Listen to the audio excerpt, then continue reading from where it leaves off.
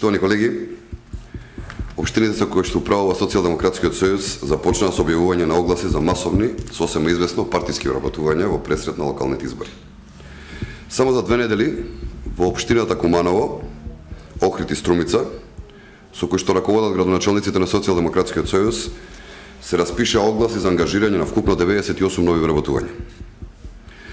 Сомневањата се дека со ова Социјалдемократскиот сојуз ја отвара вратата за нови партиски вработувања.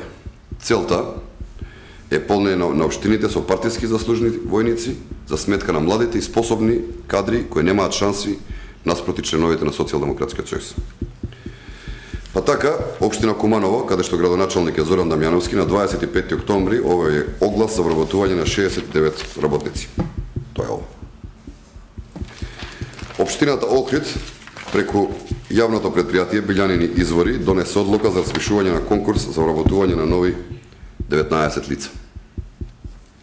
Денес општина Струмица распиша оглас за вработување на 10 нови лица.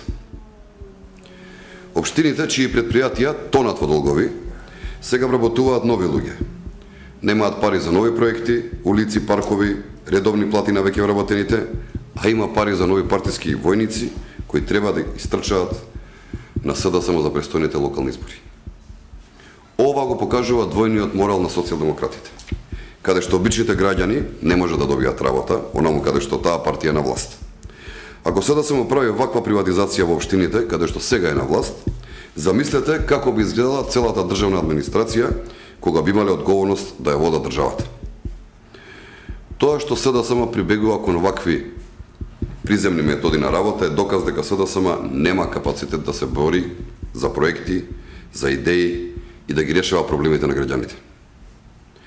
Нив им се потребни партиски вработувања за да си го храбрат и залажуваат членството.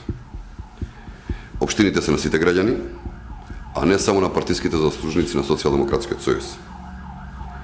Тоа граѓаните не го одобруваат и затоа и Александар Петрески, и Зоран Дамјановски, и Зоран Заев немаат повеќе кредибилитет да бидат градоначалници и да раководат со своите општини.